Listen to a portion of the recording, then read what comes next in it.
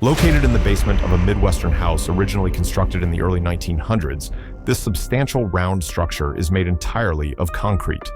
The previous seller of the house was also unaware of its specific historical purpose, adding to the mystery. Given its considerable age, robust concrete material, and subterranean basement location, what was this large basin originally designed to hold or facilitate within the household? This large, round concrete structure found in the basement is identified as a cistern. In the era before reliable and widespread municipal water supply systems became a standard feature in many towns and rural areas, or in locations that were simply not yet connected to such services, cisterns were commonly constructed as an essential part of a home's infrastructure. Their primary purpose was to collect and store rainwater, which was typically harvested from the surface of the house's roof via a network of gutters and downspouts that directed the water into the underground or basement-level tank. This stored water could then be utilized for a variety of household needs, such as laundry, cleaning, flushing toilets, watering gardens, or even, after appropriate settling and perhaps rudimentary filtration, for drinking and cooking. Locating cisterns in basements was a common practice as it provided a cool, protected environment that helped maintain water quality, and it also allowed for a degree of gravity-fed water distribution to lower parts of the house or yard.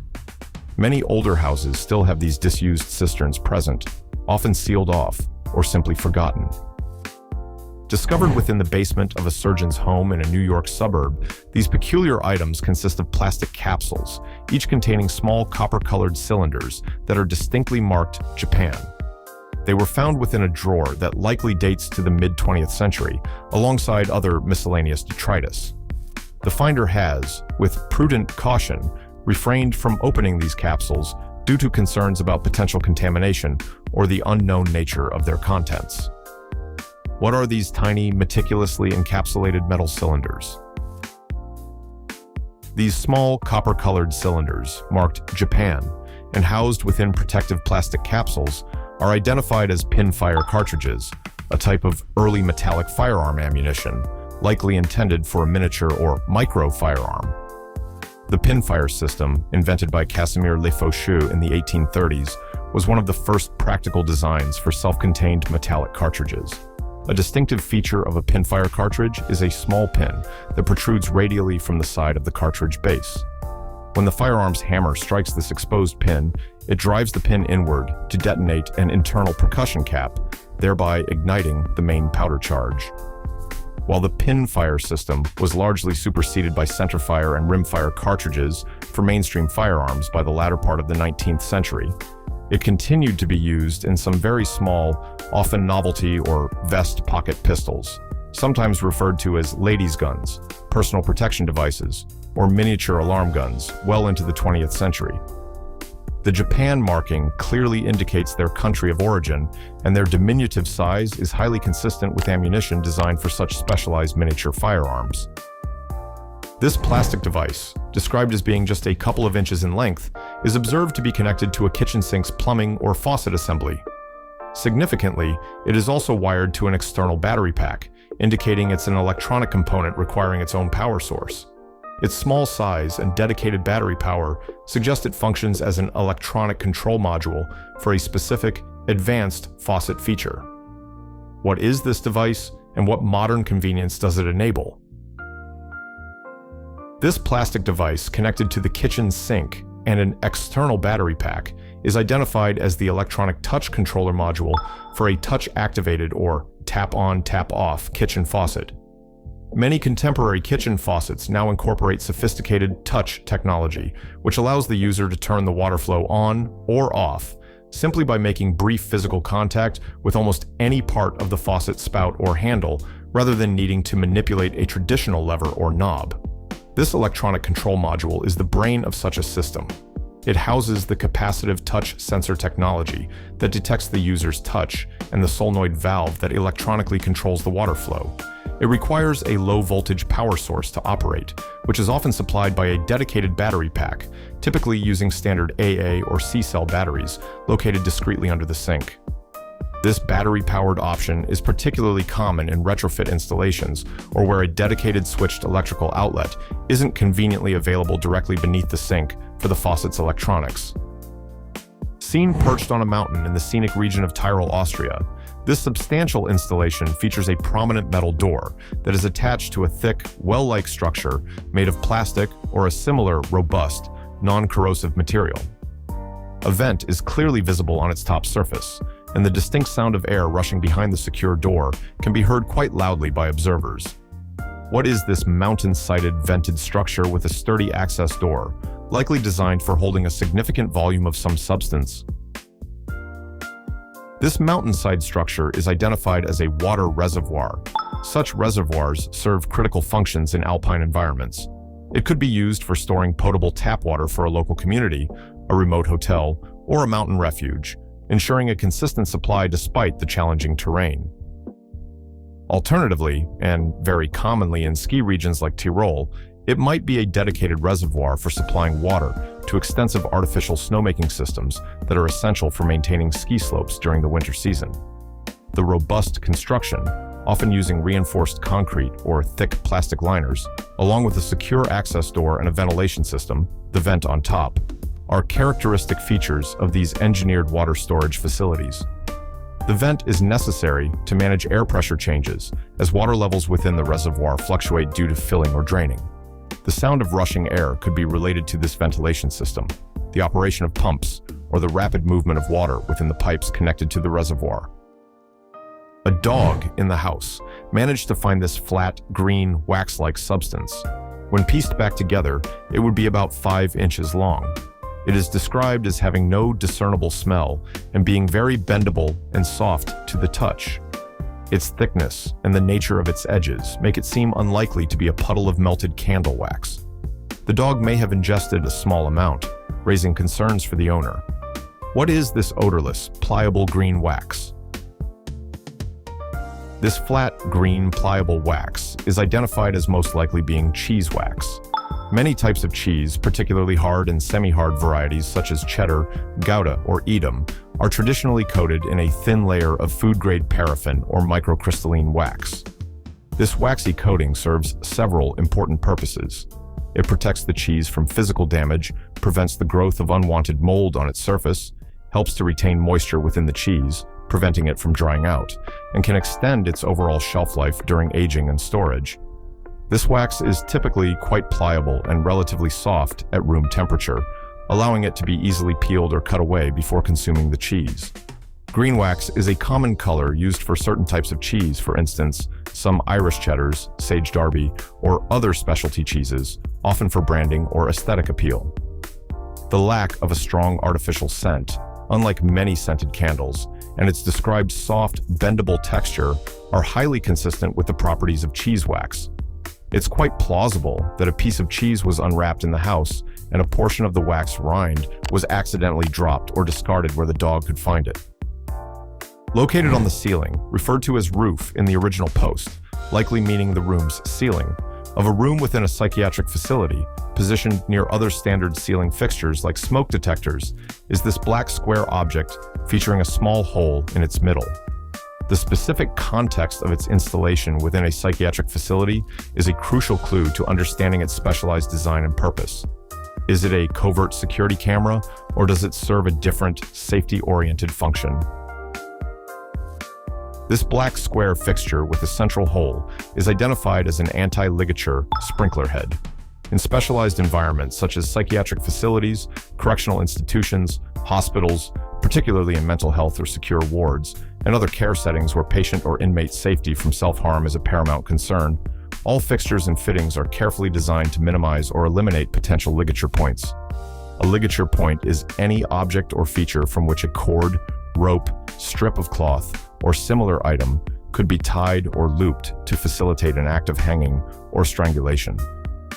Anti-ligature sprinkler heads are specifically engineered to be recessed into the ceiling or mounted flush with its surface. They have a smooth, tamper-resistant profile without any protruding parts, sharp edges, or gaps that could be used as an attachment point. This design makes it extremely difficult, if not impossible, to attach anything to them for self-harm purposes, while still allowing them to function effectively as fire suppression sprinklers in the event of a fire emergency. This unusual item is a metal overshoe that features leather straps for securing it. There is no visible writing, branding, or stamps on it to indicate its manufacturer or specific model. Its robust metal construction and secure strapping system strongly suggest it's designed for a specific demanding activity, most likely a sport involving sliding or abrasion. What is this specialized piece of protective footwear? This metal overshoe with leather straps is definitively identified as a flat-track motorcycle racing shoe, more commonly referred to in the sport as a steel shoe or hot shoe. In the thrilling and highly specialized motorsport of flat-track racing, riders navigate oval dirt or clay tracks at high speeds, characteristically sliding their motorcycles sideways through the corners. To aid in balance, control the slide, and steer the motorcycle, riders on counterclockwise ovals extend their left foot and drag it along the track surface. This steel shoe is specifically designed to be worn over the rider's regular leather racing boot on the inside, left foot. It provides an extremely durable, low-friction surface that can slide smoothly and predictably across the abrasive dirt or clay track without catching, digging in, or rapidly wearing out the underlying boot. This distinctive riding technique is a hallmark of flat-track racing, and these specialized steel shoes are absolutely essential pieces of safety and performance equipment for competitors in this discipline. The design described could well date back to the 1960s or a similar vintage era of the sport. These distinctive spiked metal hoops are sometimes observed affixed to the exterior corners of old buildings, typically positioned low down and often next to doorways or in alleyways. The finder has long assumed, perhaps logically, that their purpose was to deter muggers or other nefarious individuals from hiding in these shadowy corners at night to ambush people as they enter or leave the buildings. What is the actual historical purpose of these architectural features, sometimes known by colloquial names like pisot? These spiked metal hoops, known in some European regions, particularly Venice, by colloquial names such as pisot or pissabraga, are indeed primarily anti-urination corner guards, though they also served a valuable secondary purpose related to security and public order. Their main historical function was to deter people from urinating in the corners of buildings, a practice that was a common and unsanitary nuisance in densely populated cities for centuries, especially before the widespread availability of public restroom facilities. The presence of the spikes, or simply the awkward projecting shape of the hoop, made it uncomfortable or physically impossible for someone to stand close enough to the corner to relieve themselves there. Additionally, as the finder correctly surmised, these guards also had the beneficial effect of preventing criminals, vagrants, or muggers from easily concealing themselves in dark, recessed corners, from which they could then ambush unsuspecting passers-by. In some instances, instead of metal hoops, similarly shaped semicircular inclined stone or concrete castings were built into the corners to achieve the same dual deterrent functions of promoting hygiene and enhancing public safety. Discovered in the attic of a school, this large antique machine likely dates from the early 1900s, a period when the school building also served as a convent. The machine is constructed from a combination of wood and iron and features a prominent, large spinning barrel that appears to be equipped with some kind of teeth, tines, or spikes. Given its age, substantial size, and institutional context, school and convent, what was this robust mechanical device originally used for? This device is identified as a hair picker, also known as a fiber picker or a teasing machine. Machines of this type were commonly used in the late 19th and early 20th centuries in the textile industry, as well as in upholstery workshops, mattress-making factories, and large institutions that maintained their own bedding and furnishings. Their primary function was to process raw, often matted or compressed, fibers such as horsehair, a very common upholstery stuffing of the era, cotton, wool, flax, or other natural stuffing materials. The rapidly spinning barrel, which was equipped with numerous sharp teeth, spikes, or tines, would vigorously agitate, tear apart, and separate the entangled and matted fibers. This process served to fluff them up, remove dust and impurities, and make the fibers more voluminous, resilient, and suitable for use as padding or stuffing in mattresses, pillows, cushions, or upholstered furniture.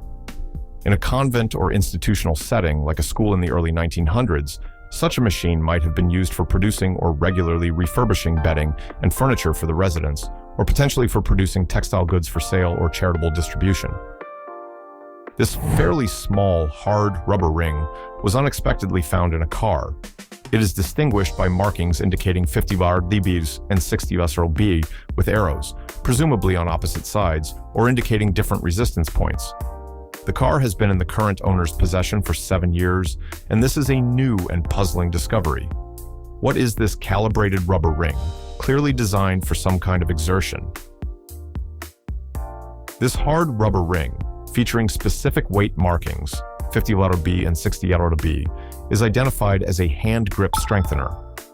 These simple yet effective exercise devices are designed to help individuals improve their hand, wrist, and forearm strength, as well as their overall grip endurance.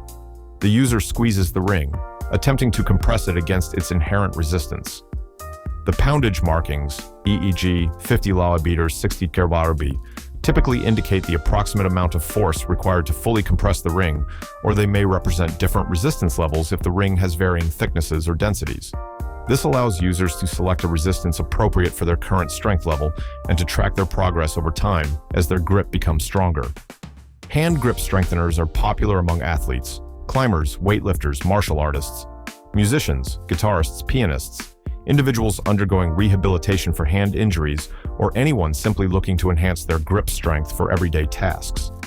Its discovery in a car suggests it might have been used during commutes as a form of passive exercise, or perhaps it was simply stored there and forgotten. Observed ubiquitously throughout Seoul metro stations in South Korea, these distinctive platforms are a common sight for commuters. They are characterized by a surface covered with thousands of small, yielding balls.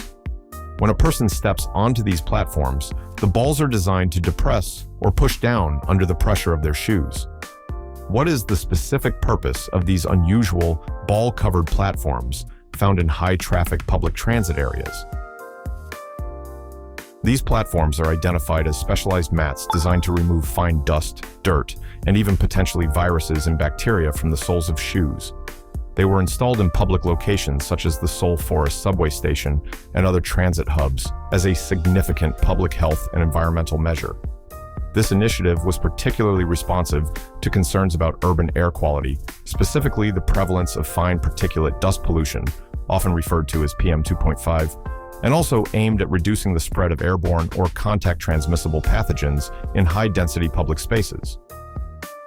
As people walk across the mat, the multitude of small, flexible balls, or sometimes bristles, agitate the shoe soles, effectively dislodging and capturing fine dust particles, dirt, and other debris. Some more advanced versions of these mats may also incorporate an underlying adhesive layer to trap the dislodged particles, or even a system for dispensing a sanitizing agent to further enhance their hygienic function. It represents an innovative approach to improving public cleanliness and health in busy urban environments. This very large, distinctively Dreidel-shaped, spinning top-shape object was observed being transported on a flatbed truck on Interstate 287 near New York City. It was estimated to be at least 12 to 15 feet in length and perhaps around 8 feet in height at its widest point, and it appeared to be constructed of heavy metal. Accompanying it on the transport were a number of large wooden boxes, presumably containing related components or accessories. Its unusual and massive shape strongly suggests a specialized industrial function. What could this colossal, uniquely shaped metal object be? This large, Dreidel-shaped metal object is identified as a significant and critical component part of a stone crushing machine, specifically a type known as a cone crusher. Cone crushers are heavy-duty industrial machines widely used in the mining, quarrying, and aggregate industries. Their primary function is to reduce the size of large, hard rocks and ore by compressing the material between a moving conical piece and a stationary concave bowl. The Dreidel shape described likely corresponds to either the mantle, the eccentrically rotating, wear-resistant conical crushing head, or the concave, the stationary outer bowl liner against which the material is crushed. These components are manufactured from extremely hard, abrasion-resistant manganese steel or similar alloys, because they are subjected to immense compressive forces and severe abrasive wear during the rock crushing process. The wooden boxes being transported with it would almost certainly contain other essential parts of the crusher assembly, such as bearings, drive mechanisms, hydraulic adjustment systems, or spare wear liners, all destined for a new installation or a major overhaul of an existing crushing plant. Which one of these oddities left you scratching your head the most? If you love uncovering strange and mysterious objects, hit that like button and subscribe. Stay curious. More finds coming soon.